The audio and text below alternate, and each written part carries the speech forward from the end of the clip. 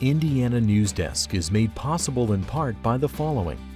Indiana University's Center for Applied Cybersecurity Research, presenting Security Matters with tips for improving online security in 3 minutes or less. Main Source Bank, headquartered in Greensburg, Indiana, offering products and services to fit every stage of life.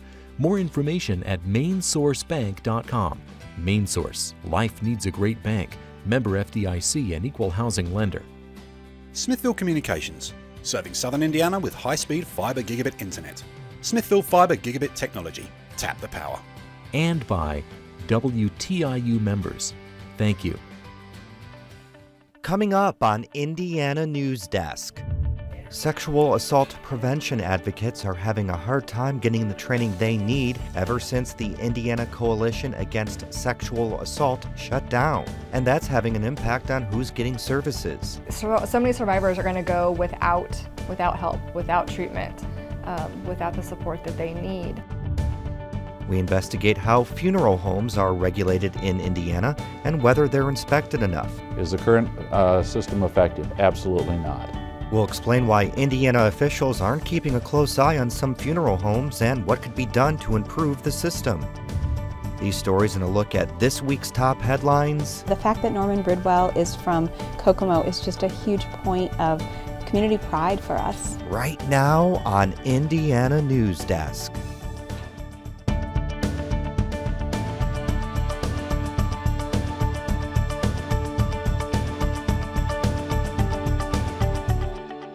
Hello, I'm Joe Wren and welcome to Indiana Newsdesk. The Indiana Coalition Against Sexual Assault hasn't been operating for months, and advocates worry that means those dealing with sexual assault aren't getting the help they need. INCASA shut down in June after it was unable to pay overdue taxes dating back to 2012. The coalition has a court-appointed receiver who will attempt to restructure its finances. Barbara Harrington explains what that means for sexual assault survivors in the meantime. Kristen Polisi has spent the last few months sitting in front of her computer, thinking. I was shocked. I thought it was a travesty. The shock from losing her job over the summer hasn't worn off. That's when INCASA suspended operations and laid off all staff. Now the only access the public has to the coalition is through its website, which features only an announcement about the organization's closure and a place to donate money to help with the financial shortfall.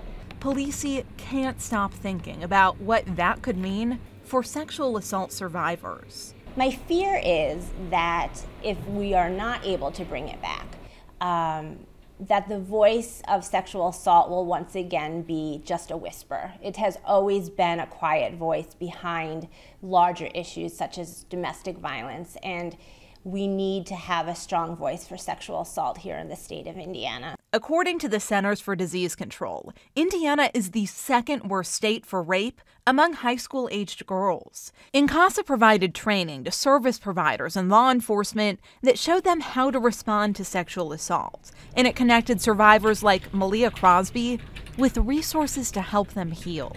It was so instrumental in my own healing journey that it was almost like grieving a loss for something to be gone. It's detrimental to survivors. You know, where do we turn for services? I think that there's a big gap in what's available for us. Crosby says without INCASA, there's no statewide one-stop shop for survivors to turn to in the event of a crisis. Some counties are trying to pick up that slack, but she says it's not as effective. Vigo County, it's handled through our domestic violence shelter, but people don't know to turn there. The closing of INCASA also has service providers like Legacy House worried. This is our group room. So the counseling agency works with children and adults, helping them to cope with trauma through therapy and art. And our wishes for peace in his life and relief from the anxiety so he can sit and just be like the peaceful tree he created on this canvas. Legacy House works with survivors of violence and sexual assault, and Executive Director Michael Hurst says it's important not to lump those issues together. Domestic violence is family violence, and yes, it typically involves gender against the other gender. But sexual assault offers a whole host of other kinds of traumas, and the response both from a legislative policy development standpoint and the response from a treatment standpoint, is much different than the response is when you're working with somebody who's been engaged in been involved or a victim of chronic domestic abuse over the course of a long period of time. Hurst worries the absence of INCASA will be especially noticeable during the upcoming legislative session. The coalition spent much of its time on the third level of the State House, advocating for bills that give sexual assault survivors more power and protection. I'm reading what different legislators are thinking about doing and working with them as best as I can to help inform what they're doing. But again, we're a service provider, and so it's very difficult to stay focused on the policy development when you're in the process of serving 1,200 unduplicated clients over the course of a year. State Representative Christina Hale says she's committed to leading the fight against sexual assault in the State House. She plans to file several bills during the upcoming session relating to the statute of limitations and sentencing guidelines for rape.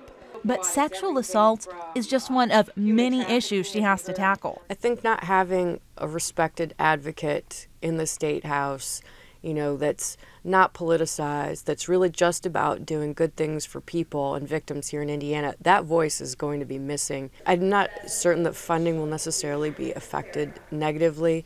Where the funding goes and how it gets spent could be affected, and that could have implications for services. Most of INCASA's funding comes from a federal rape prevention and education grant. Two other groups, Multicultural Efforts to End Sexual Assault and the Indiana Campus Sexual Assault Primary Prevention Project, also receive a portion of that money. Hale says in order for the state to dedicate the resources necessary to fight sexual assault, INCASA needs to reopen, or a new not-for-profit needs to be created to fill that role. That's exactly what Pelisi's been thinking. Even after losing her job, she remains hopeful because she says the fight against sexual assault is far too important for INCASA to be dissolved. INCASA's doors are closed, but the entity still exists. And there's a lot of people that want it to stay. There is no timeline for INCASA's possible recovery. That's up to the court and the appointed receiver. Reporter Barbara Harrington joins us now to talk more about what we can expect in the coming months. So how bad is INCASA's financial situation? Well, Joe, that's exactly what the court-appointed receiver is tasked with trying to figure out. Her name's Deborah Daniels. She was appointed to that position, and she's combing through INCASA's finances right now, trying to figure out how and if they can move forward and perhaps reopen. We heard during that story that there is a lot of support for getting this organization back up and running. We heard in the story Representative Hale will file several bills regarding sexual assault. What is she hoping to propose or change that's different from last time?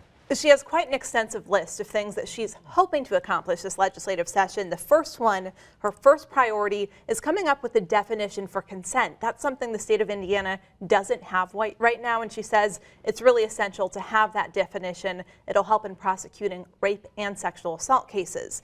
Hale also wants to break down barriers that could possibly prevent people from reporting instances of sexual assault. So she's introducing a bill that would allow those who are 18 and older who are still on their parents' insurance plans when they receive treatment for sexual assault, the explanation of benefits will go to that 18-year-old, that young adult, instead of their parents. Right now, the explanation of benefits goes to their parents, which could cue them in that a sexual assault has taken place. Well, and I assume that would deter a lot of people because kids, they don't want to tell their parents about that. It's hard. Exactly. Well, a lot of these instances go unreported, and a lot of kids don't want their parents to know about this. Now, Hale is also working on two other measures that deal with prosecution. The first deals with the criminal code. If you remember last year, legislators made some changes. One of those dealt with the sentencing guidelines for rape. It dropped from 6 years down to 3 years. Hale wants to change that back. She wants it to be 6 years. She also wants to increase the statute of limitations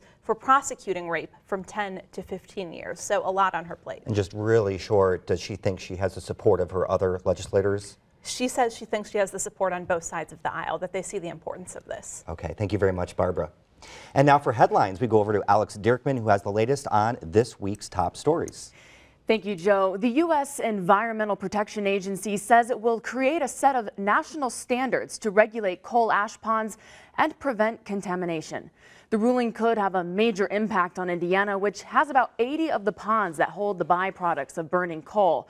That number is the most out of any state in the nation. Environmentalists say the regulations will help prevent coal ash from spilling into waterways. But energy companies say the added regulations are unnecessary. The flu season is getting worse, and to fight the spread of the virus, hospitals across the state are starting to implement visitor restrictions. IU Health began visiting restrictions this week, and those will continue indefinitely. Our lab here at the hospital has had 89 positive flu tests, and so on Monday this week we put the restrictions in place. And as part of IU Health, we worked with the whole system because we're really seeing numbers all across the state increasing. Other hospitals are following suit. In Columbus, restrictions started Wednesday at Columbus Regional Health Hospital. All major hospitals in Indianapolis also began limiting visitors at the director of the Marion County Health Department's request. The restrictions include not allowing anyone under the age of 18 on upper floors or in waiting rooms, and keeping out anyone exhibiting flu symptoms. The second and final lawsuit against Indiana's right to work law is dead. The Indiana Supreme Court ruled on one lawsuit against the law last month. This week, it issued a ruling in another case brought by the Steelworkers Union. The Supreme Court told a lower court judge to dismiss the case, ending the appeal process. An Indiana University professor who plans to take a group of students to Cuba this spring says President Obama's decision to start normalizing relations with Cuba could benefit his trip and Cuban citizens. The U.S. plans to open an embassy there, but would need approval by the legislature to lift the trade embargo between the two countries. IU School and Public and Environmental Affairs professor Daniel Preston says the changes would allow his students to engage more easily in the Cuban economy by buying goods and services. Affecting my program specifically, we'll be able to use financial transactions through our debit and credit card systems. So financially, this will be a dramatic change for Cubans, and I think there'll be an impact within the first year. But the change in Cuban-American relations will likely be a prolonged process, and congressional Republicans are promising to block the White House's efforts. An Indiana lawmaker plans to introduce a bill that would make medical marijuana legal. Democratic State Senator Karen Talian says she has decided to make the proposal because Congress's most recent budget essentially decriminalizes medical marijuana at the federal level. A measure included in the bill bans federal drug agents from raiding medical marijuana retailers in states where the medical use of the drug is legal. 80 schools involved in the state's voucher system are returning nearly $4 million in voucher scholarship funds to the state. A study released by the Indiana Non-Public Education Association found that the Indiana Choice Scholarship Program overpaid those schools over the course of 3 years. The report indicates most of the errors happened because schools forgot to apply discounts for parishioners, families enrolling more than one child, or employees. The city of Kokomo is negotiating with state officials regarding the construction of its new baseball stadium after being warned the project violates federal stipulations. Several parcels of land being used in the stadium project were acquired through a federal hazard mitigation grant program because the area is prone to flooding. But state and federal agencies say the grant required the land only be used as green space. Kokomo Mayor Greg Goodnight says the city has submitted a corrective action plan, and city and state officials plan to meet later this month in hopes of finding a solution. The German-based company that owns Wildcat Wind Farm in Tipton and Madison counties in northern Indiana is selling 80% of its stake in the farm. The Canadian oil transportation company Enbridge is buying the stake from E.ON. Enbridge officials say the 125 turbine farm will help the company meet its goal of offsetting all its energy use with renewable energy by 2015. E.ON will continue to operate the wind farm. Indianapolis Republicans are still looking for a mayoral candidate now that State Senator Jim Merritt has said he will not run for mayor next year. Members of the GOP have urged Merritt to run, but the senator says he instead needs to focus on issues in the General Assembly and would not be able to effectively divide his time between a mayoral bid and the legislative session that begins in January. And the man who created Clifford, the big red dog, has died at the age of 86. The family of Kokomo native Norman Bridwell says he died on the Massachusetts island Martha's Vineyard, where he lived with his wife. More than 129 million copies of Clifford books have been sold since they were first published in 1963. Kokomo residents say even though Bridwell has lived outside of Indiana for many years, his legacy still lives on there. I think every community has things that make that community special, and those things are part of the community pride and the community identity. And so the fact that Norman Bridwell is from Kokomo is just a huge point of community pride for us. And Bridwell has come back to visit Kokomo. The library even keeps a drawing he did of Clifford on one of his visits there. And Joe, when you drive to Kokomo, you'll see two signs. First one that says, "Welcome to Kokomo," and the second is a big picture of Clifford, and it says, "Hometown of Norman Bridwell." Oh, very nice. Thank you, Alex. Coming up next on Indiana News Desk. Is Indiana doing enough to regulate funeral homes? We explain why some of the facilities are never inspected after they open and whether that's causing problems. And Bloomington's mayor tells us what he thinks are Bloomington's best and worst moments of the year. These stories right here on Indiana News Desk. Turn to PBS for stories that define the American experience. All of this stuff was just erupting. Revealing our strengths. You create a new future. Our struggles. It's very American to say, this is not right. These are our stories. We were so innocent, and oddly enough, we were so American. Our American experience. Tuesday evening at 9. I'm Bill Moyers. I was coming up out of the subway the other day when a fellow stopped me and said, "I don't like what's happening in the country, but there's nothing I can do about it." I told him I don't buy it. There's a lot you can do. First, get the facts, and then get involved with other people who are trying to change things. Start with Moyers & Company and take it from there. Could be the best hour you spend this week. Friday night at 11. Welcome back to Indiana News Desk. I'm Joe Wren. Funeral homes have come under scrutiny in the past few months for some alarming violations. A family in Florida who lost an infant boy recently claimed they received the wrong ashes after he was cremated.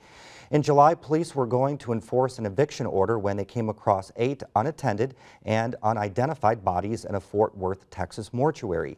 It's these kinds of events that led us to investigate exactly how funeral homes are regulated, specifically in Indiana.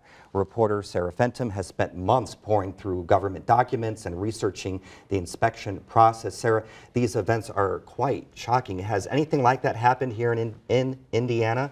Well, an event like that Fort Worth one is rare, but I did find some cases. One of the worst I came across was a funeral home near Terre Haute, where the police had received complaints about curious kids that had been looking through windows which in a funeral home are supposed to be covered and could see dead bodies.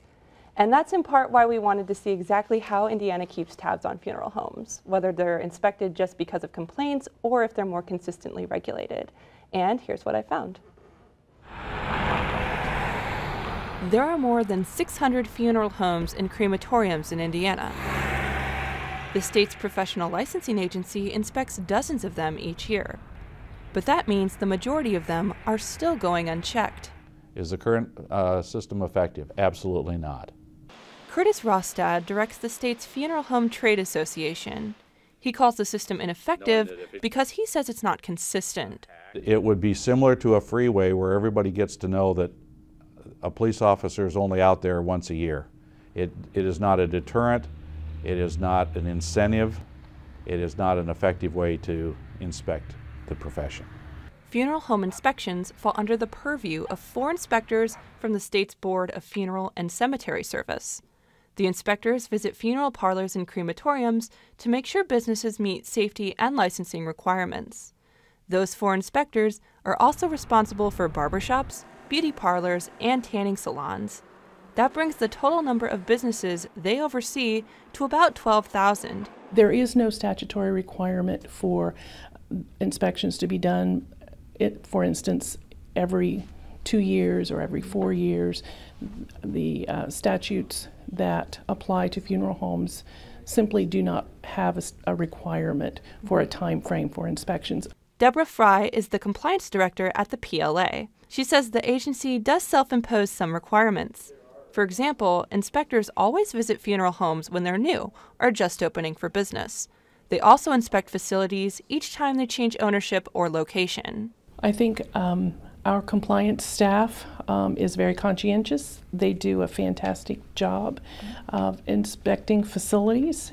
Fry points out that for the most part, the worst thing a funeral home inspection turns up is an expired license or out-of-date merchandise price list.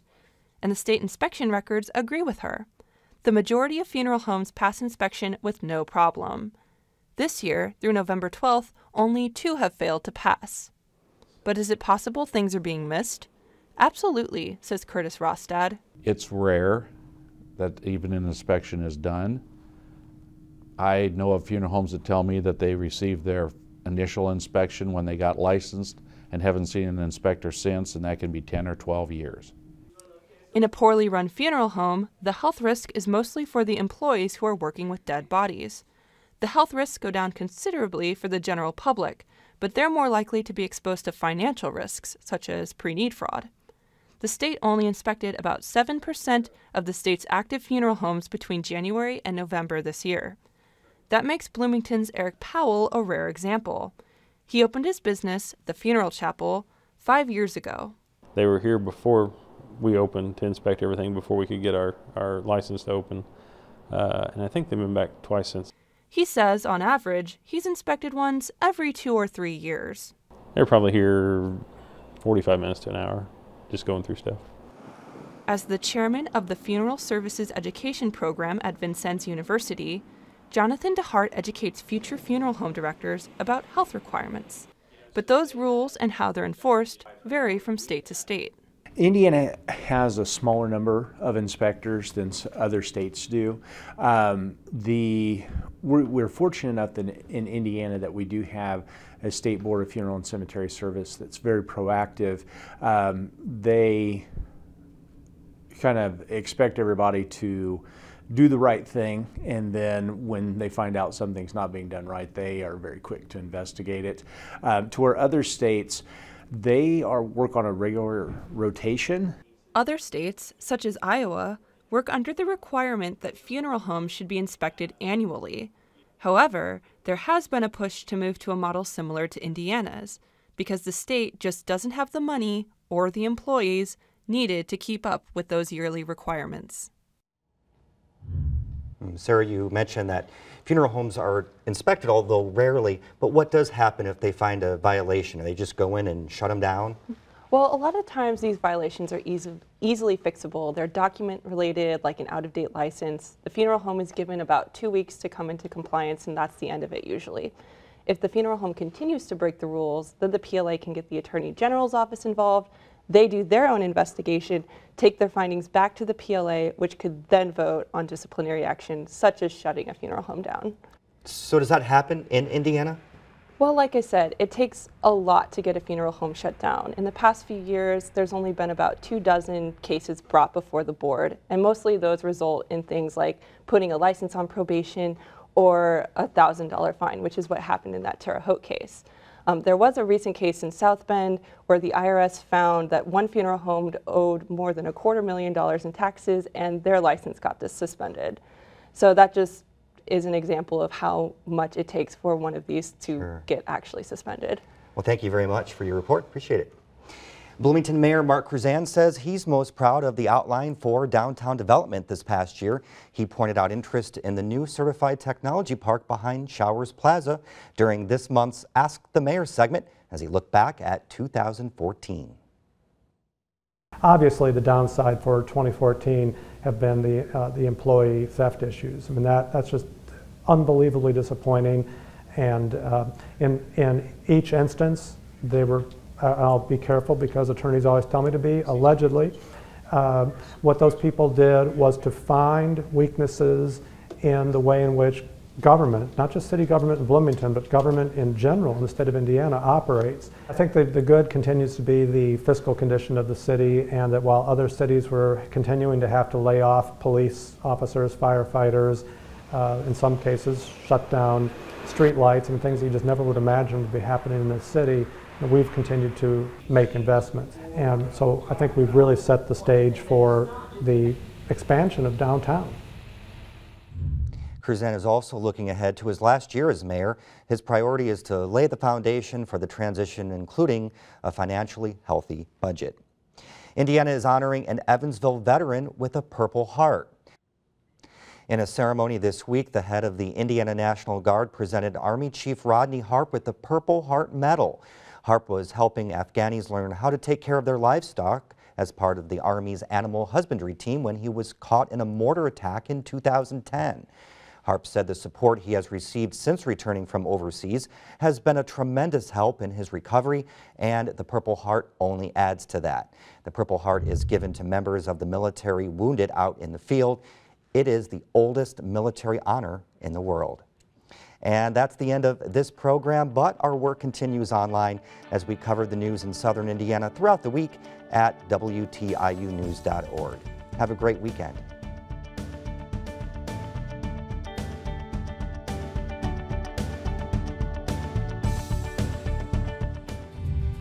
Indiana Newsdesk is made possible in part by the following: Indiana University's Center for Applied Cybersecurity Research, presenting Security Matters with tips for improving online security in 3 minutes or less.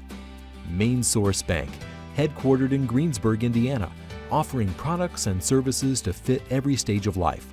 More information at mainsourcebank.com. Main Source, life needs a great bank. Member FDIC and equal housing lender. Smithville Communications, serving southern Indiana with high-speed fiber gigabit internet. Smithville Fiber Gigabit Technology. Tap the power. And by WTIU members. Thank you.